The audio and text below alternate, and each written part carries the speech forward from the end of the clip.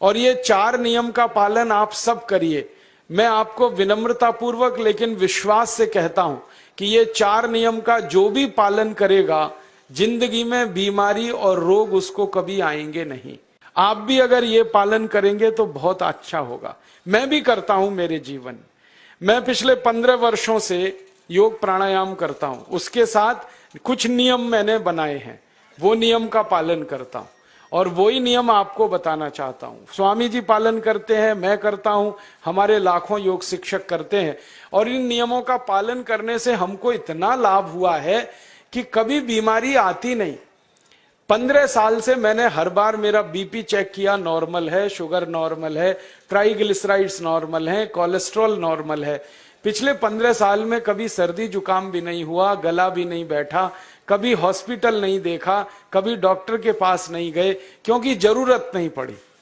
और वो जरूरत नहीं पड़ी क्योंकि हम निरोगी हैं, स्वस्थ हैं। ये निरोगी और स्वस्थ होने के लिए आयुर्वेद की एक छोटी सी जानकारी आपसे मैं शेयर करना चाहता हूं। आयुर्वेद में यह कहा गया है कि किसी भी व्यक्ति को निरोगी होना है, रोगमुक्त होना है, तो अपने जीवन में 3 बातों का ध्यान रखे। अपना वात, पित्त और कफ, तीनों का संतुलन रखे। वो 3 तरह के दोष हैं हमारे शरीर में, वात, पित्त, कफ। आपने सुना होगा, ये त्रिदोष आधारित शरीर है। जब वात बहुत बिगड़ जाता है तो 80 से ज्यादा रोग आते हैं। जब पित्त बहुत बिगड़ जाता है तो लगभग 46 से 50 रोग आते हैं। और जब कफ बिगड़ जाता है तो 28 रोग आते हैं। और वात, पित्त, कफ तीनों बिगड़ जाएं तो 148 रोग आते हैं। सर्दी, खांसी, जुकाम से लेकर और कैंसर तक जो आखिरी रोग माना जाता है, ये सब वात, पित्त, कफ के बिगड़ने का खेल है।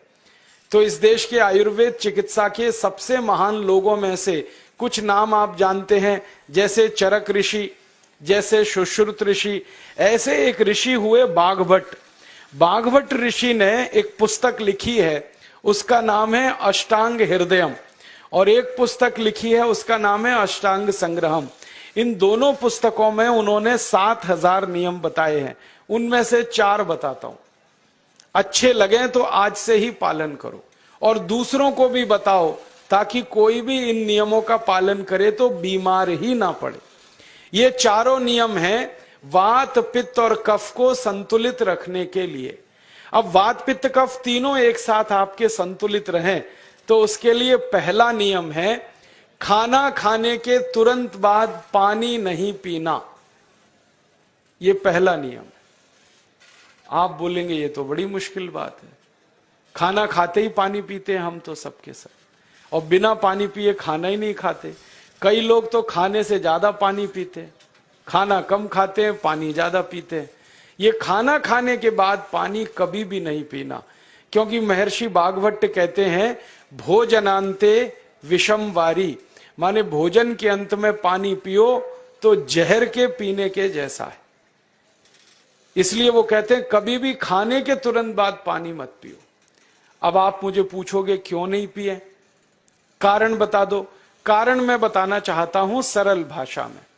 हम जब खाना खाते हैं ना तो पेट में सारा खाना इकट्ठा होता है। पेट में एक स्थान होता है, उसको हम कहते हैं जठर। संस्कृत में, हिंदी में जठर कहते हैं, अंग्रेजी में उसको एपिगैस्ट्रियम कहते हैं, हिंदी में कुछ लोग उसको आमाशय भी कहते हैं। ये जठर छोटा सा स्थान है। आपके पेट में नाभि है ना, उसके लेफ्ट साइड में बाईं तरफ छोटा सा स्थान है। सारा खाना आपका इसी स्थान पर आता है। जो भी आप खाते हो, रोटी, चावल, दाल, सब्जी, दूध, दही, कुछ भी खाओ, सब कुछ जठर में आता है।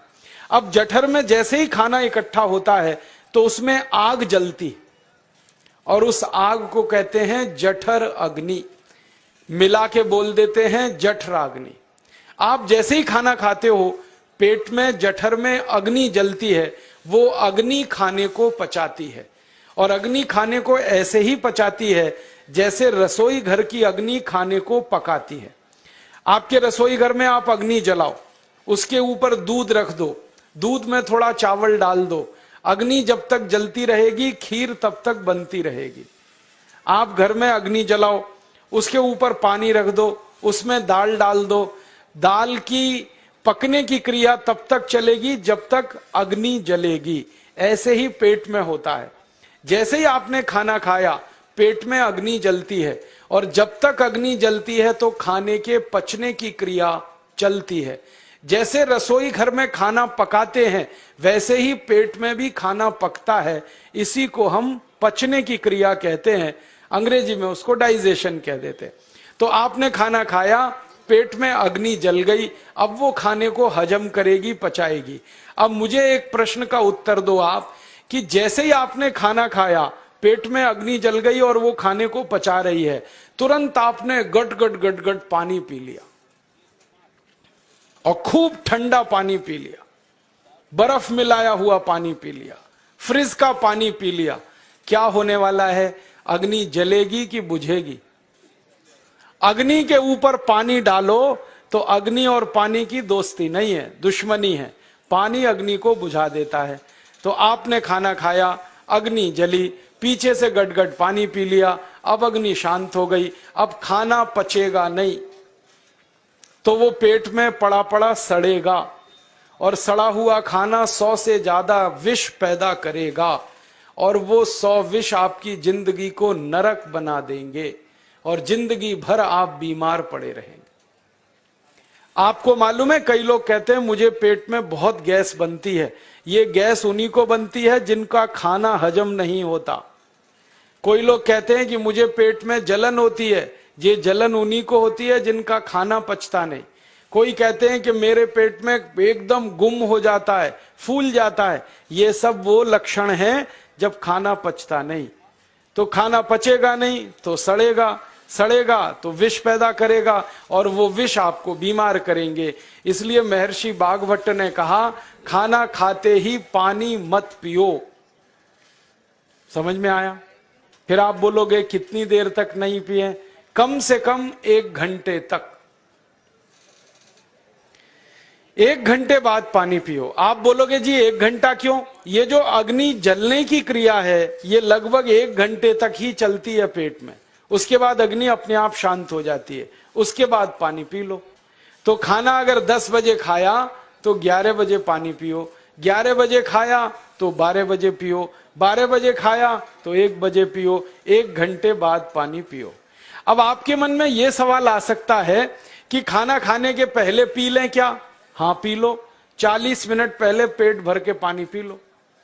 10 बजे खाना खाना है, 9:20 पे खूब पानी पी लो, जितना पी सकते हो। 11 बजे खाना खाना है, 10:20 पे पी लो, खूब पानी पी लो, 40 मिनट पहले। आप और एक सवाल पूछ सकते हो कि अच्छा ठीक है, खाने के बाद पानी तो नहीं पिएंगे, कुछ और पी सकते हैं क्या पानी को छोड़कर? तो उसके लिए भागवत जी कहते हैं कि खाने के तुरंत बाद अगर पीना है तो दही की लस्सी पियो, मट्ठा।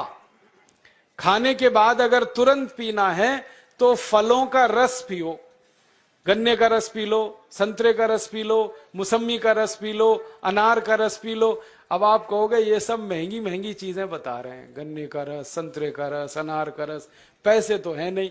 तो सबसे सस्ता रस है नींबू का ही रस पी लो, शिकंजी बना के पी लो, वो तो सबसे सस्ता है। तो खाना खाने के बाद या तो दही की लस्सी पियो या रस पियो। और एक तीसरी चीज है, दूध पी सकते। तो खाने के तुरंत बाद पीना है तो दही की लस्सी या मट्ठा, खाने के तुरंत बाद पीना है तो कोई फल का रस, खाने के तुरंत बाद पीना है तो दूध। पानी 1 घंटे बाद पियो।